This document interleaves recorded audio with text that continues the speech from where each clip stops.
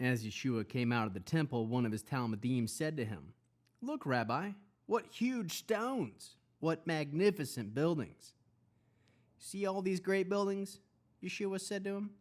"They will be totally destroyed. Not a single stone will be left standing." As he was sitting on the Mount of Olives opposite the temple, Kepha, Yaakov, Yochanan, and Andrew asked him privately, "Tell us, what will these things happen?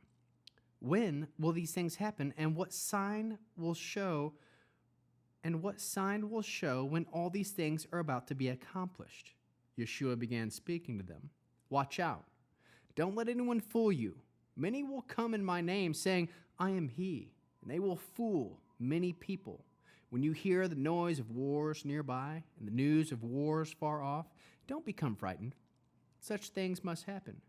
But the end is not yet come. For peoples will fight against each other, and nations will fight against each other. There will be earthquakes in various places. There will be famines.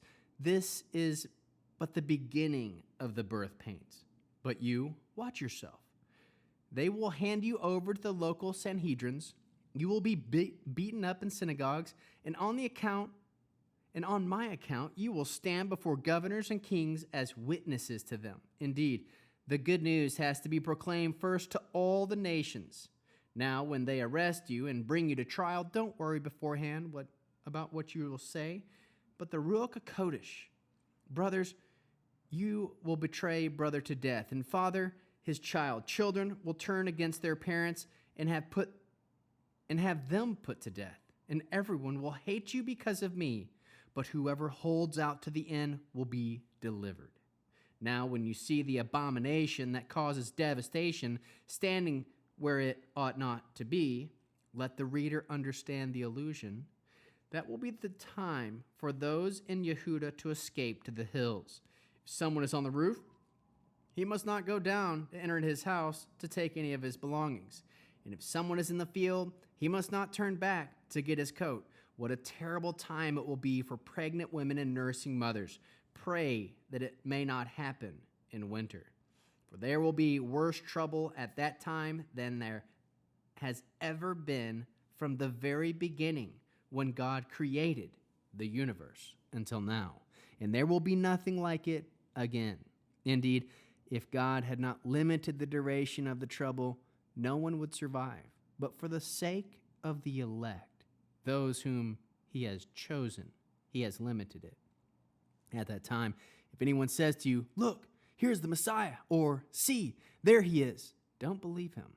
There will appear false messiahs and false prophets performing signs and wonders for the purpose, if possible, of misleading the chosen. But you, watch out. I have told you everything in advance. In those days after that trouble, the sun will grow dark, the moon will stop shining, the stars will fall from the sky, and the powers of heaven will be shaken. Then they will see the Son of Man coming in the clouds with tremendous power and glory. He will send out his angels and gather together his chosen people from the four winds, from the ends of the earth to the ends of heaven. Now let the fig tree teach you this lesson. When its branches begin to sprout and leaves appear, you know that summer is approaching. In the same way, when you see all these things happening, you are to know that the time is near, right at the door. Yes, I tell you that this generation will certainly not pass away before all these things happen. Heaven and earth will pass away, but my words will certainly not pass away. However, when that day and hour will come, no one knows, not even the angels in heaven, not the Son, just the Father. Stay alert. Be on your guard, for you do not know when the time will come. It's like a man who travels away from home, puts his servants in charge, each with his own task, and tells the doorkeeper to stay alert. So stay alert, for you don't know when the owner of the house will come, whether it will be by evening, midnight, cockcrow, or morning. You don't want him to come suddenly and find you sleeping. And what I say to you, I say to everyone. Stay alert.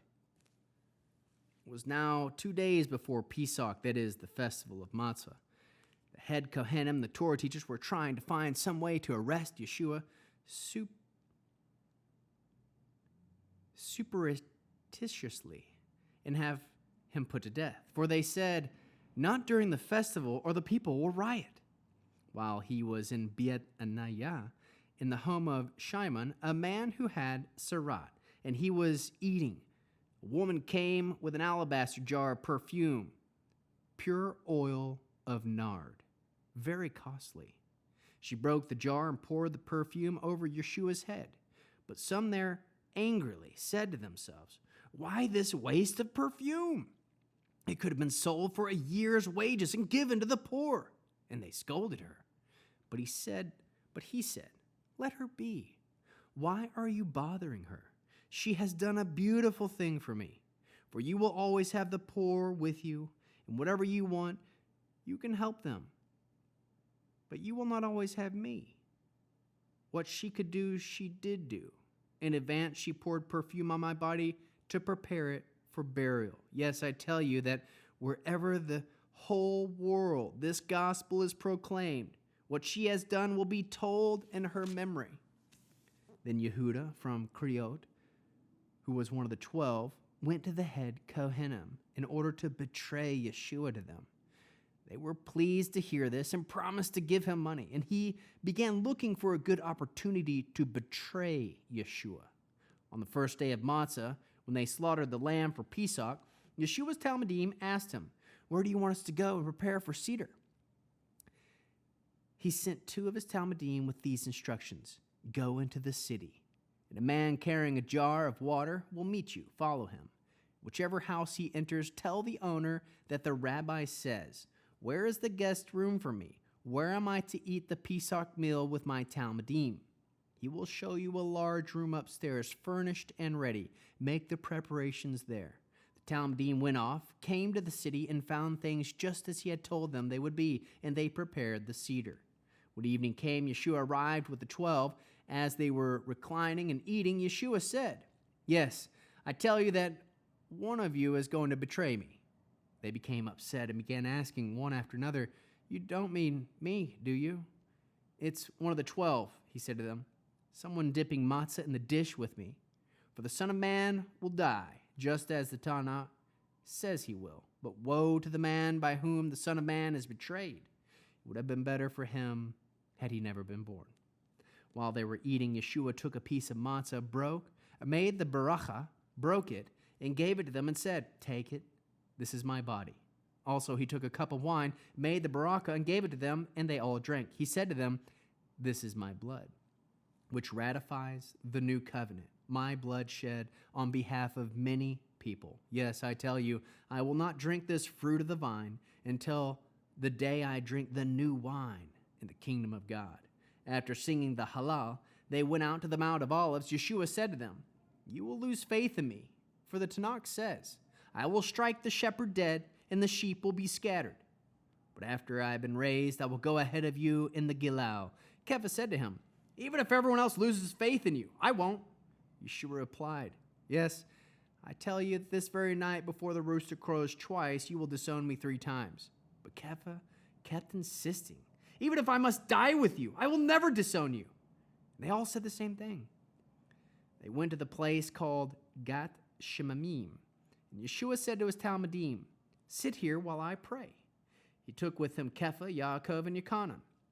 Great distress and anguish came over him. He said to them, "My heart is so filled with sadness that I could die. Remain here and stay awake." Going on a little farther, he fell to the ground and prayed that if possible, the hour might pass from him. "Abba," that is, dear Father, "all things are possible for you. Take this cup away from me. Still, not what I want, but what you want." He came and found them sleeping and said to Kepha, "Simon, are you asleep? Couldn't you stay awake 1 hour? Stay awake and pray that you will not be put to the test. The spirit indeed is eager, but human nature is weak." Again he went away and prayed, saying the same words. And again he came and found them sleeping. Their eyes were so very heavy, they didn't know what to answer him. The third time came, and He said to them, "For now, go on sleeping. Take your rest. There, that's enough. The time has come. Look, the Son of Man is being betrayed in the hands of sinners. Get up, let's go. Here comes my betrayer." While Yeshua was still speaking, Yehuda, one of the 12, came, and with him a crowd, carrying swords and clubs from the head Kohanim, the Torah teachers, and the elders. They betrayed him, had arranged to give them a signal. "The man I kiss is the one you want. Grab him. Take him away under guard." As he arrived, he went right up to Yeshua and said, "Rabbi," kissed him. Then they laid hold of Yeshua and arrested him. But one of the people standing nearby drew his sword and struck the servant of the Kohen Haggadah, cutting off his ear. Yeshua addressed him, "So you came out to take me with swords and clubs, the way you would a leader of a rebellion? Every day I was with you in the temple court teaching. You didn't seize me then. But let the Tanakh be fulfilled." They all deserted him and ran away. There was one young man who did try to follow him, but he was wearing only a nightshirt. And when they tried to seize him, he slipped out of the nightshirt and ran away naked. They led Yeshua to the Kohen Haggadah, with whom all the head Kohanim, elders, and Torah teachers were assembling. Kepha followed him at a distance right into the courtyard of the Kohen Haggadah, where he sat down with the guards and warmed himself by the fire. The head Kohanim and the whole Sanhedrin tried to find evidence against Yeshua so that they might put him to death. They couldn't find any, for many people gave false evidence against him, but their testimonies didn't agree. Some stood up and gave false testimony when we heard him say, "I will destroy the temple made with hands, and in 3 days I will build another one, not made with hands." Even so, their testimonies didn't agree.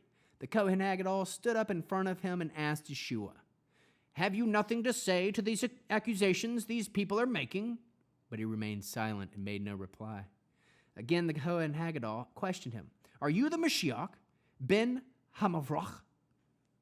"I am," answered Yeshua. "Moreover, you will see the Son of Man sitting at the right hand of Hagarav, coming on the clouds of heaven." At this, the Kohen Haggadah tore his clothes and said, "Why do you still need witnesses? You heard him blaspheme? What is your decision?" They all declared him guilty on the subject of the death penalty. Then some began spitting on him, and after blindfolding him, they started pounding him with their fists and saying to him, "Let's see you prophesy." And as the guards took him, they beat him too. Meanwhile, Kepha was still in the courtyard below. One of the serving girls in the Kohen Haggadah saw Kepha warming himself, took a look at him, and said, "You were with the man from Nazareth, Yeshua." But he denied it, saying, "I haven't the faintest idea of what you're talking about." He went outside into the entryway, and a rooster crowed. The girl saw him there and started telling the bystanders, "This fellow is one of them." Again, he denied it. A little later, the bystanders themselves said to Kepha, "You must be one of them, because you're from the Gilgal."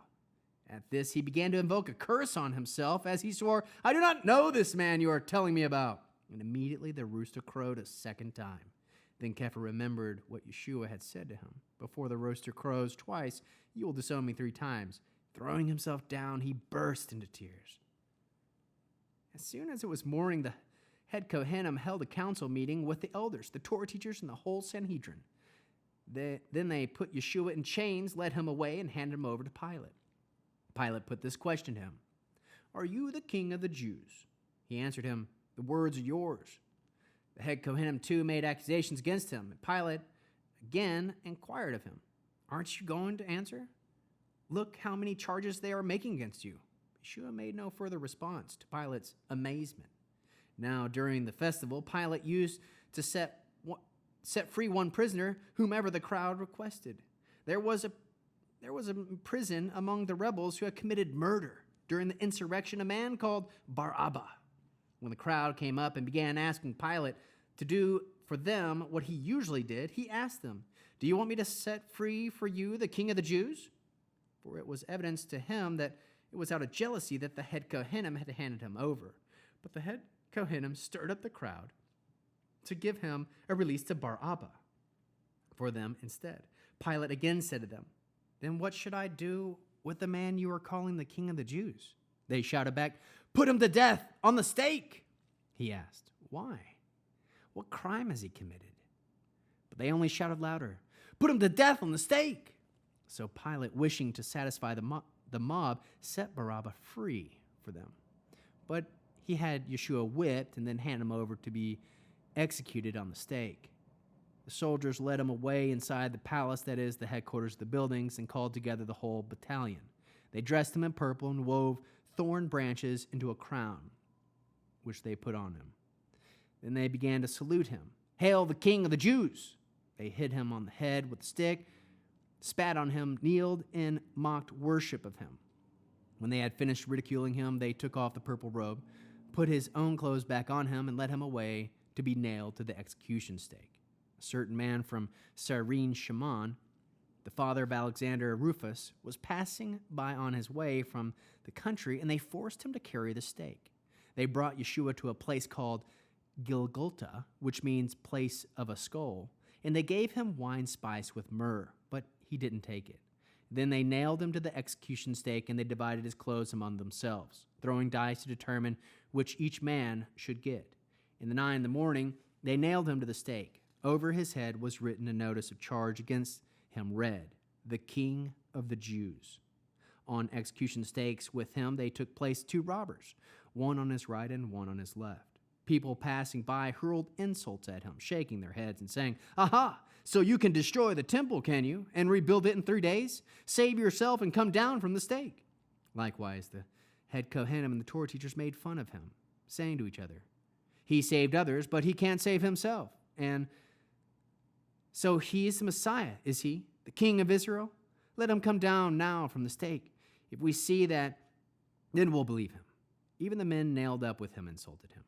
At noon, darkness covered the whole land until 3 o'clock in the afternoon. At 3, he uttered a loud cry, "Elohi, Elohi, lama shivachna," which means, my God, why have you deserted me?" On hearing this, some of the bystanders said, "Look, he's calling for Eliyahu." One ran and soaked a sponge in vinegar, put it on a stick, and gave it to him to drink. "Wait," he said, "let's see if Eliyahu will come and take him down." But Yeshua let out a loud cry and gave up his spirit. And the paraclete in the temple was torn in 2 from top to bottom.